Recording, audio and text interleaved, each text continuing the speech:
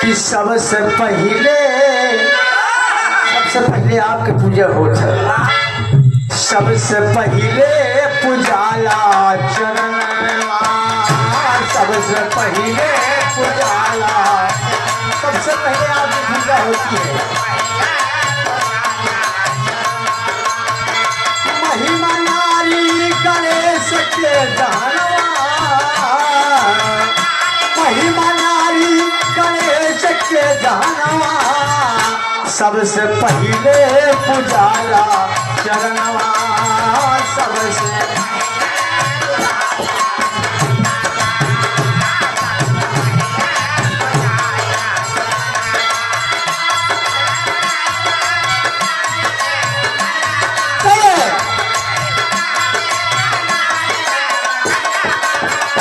सबसे पहले पूजाला चरणवा।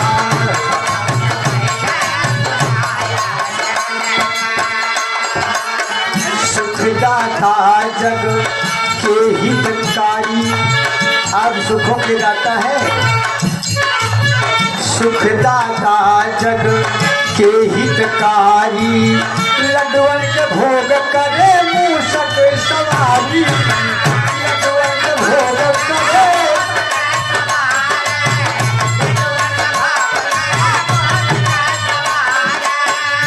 दास आइल बा,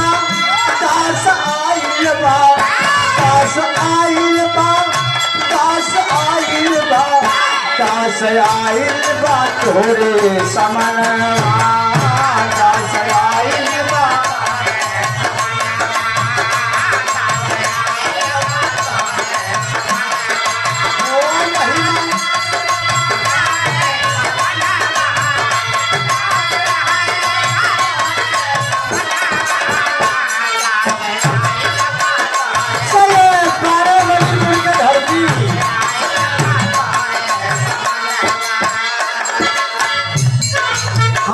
भक्ति के भाव जगल है बाबूजी, आपके प्रति आपके चरणों में नेह लगी है। आशीर्वाद दा कि हम सब धन धान से परिपूर्ण हो जाए बाबूजी, सारी दुनिया सारा जमाना ही गाँव देश की लड़का के देश सब एकदम प्रसन्न हो जाए। मानव में भक्ति के,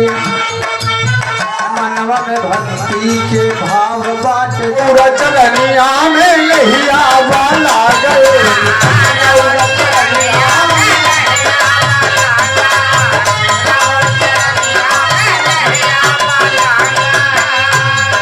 कहे मेरे धन धान भरा, धन धान भरा सबके भवन,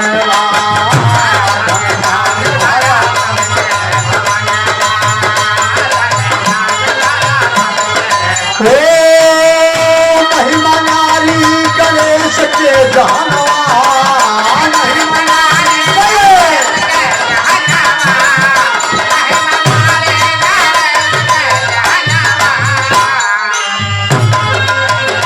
सबसे पहले पूजाला चरणवा,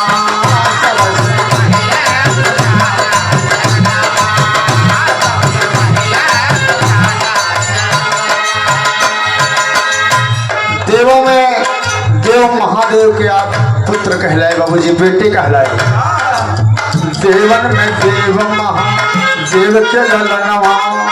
पार्वती माता जी कैली न पलनवा, माता जी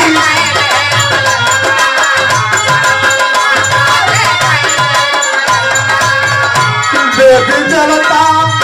देवी देवता, देवी देवता चढ़ाए सुनवा, देवी देवता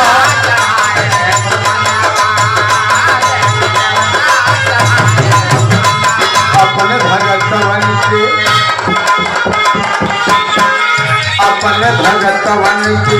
देवता उबारी तोहरे चरण आवे तन मनवारी तोहरे चरण आवे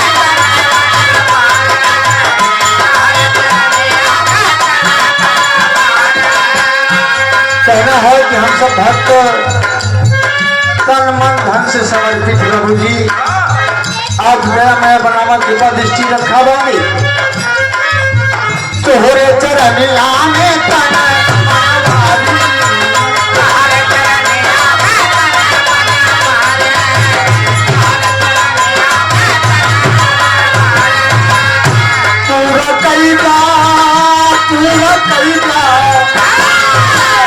पूरा कैदा हिया के सपनवा पूरा कैदा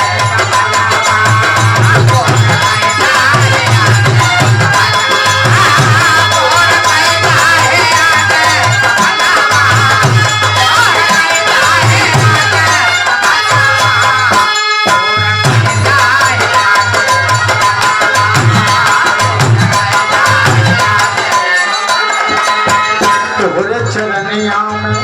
सिरवा झुकाई सभा विचरिया आए के सुनाई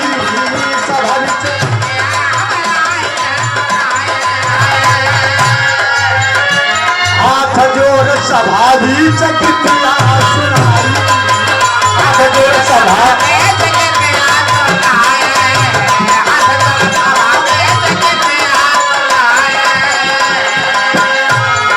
हमारे छोट भाई जयसिंह पटेल करछना से ये गीत को लिखा भाई छोटा है लेकिन अच्छी लेखनी बाबू हाय जय सिंह अखिलेंद्र के तरनवा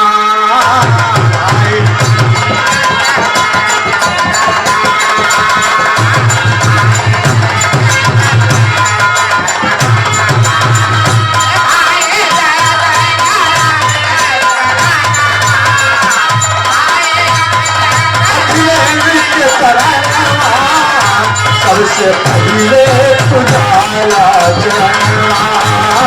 सबसे